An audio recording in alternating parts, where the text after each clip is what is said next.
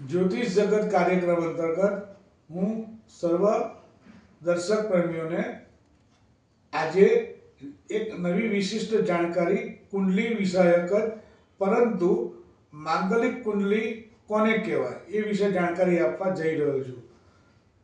હવે જ્યારે જાતકનો જન્મ થાય એટલે જાગૃત મા બાપ હંમેશા એની કુંડલી અને જન્માક્ષર કરાવતા હોય છે। આ જન્માક્ષર કરાવવાથી ચંદ્ર રાશિ પ્રમાણે જો એનું નામ પાડે તો જાતકના પહેલું, ચોથું, સાતમું, આઠમું અને 12મું સ્થાન એમાં જો મંગળ હોય તો જાતકની કુંડળી માંગલિક કહેવાય। અર્થાત 12 સ્થાનમાંથી 5 સ્થાન એ માંગલિક કુંડળીના હોય છે।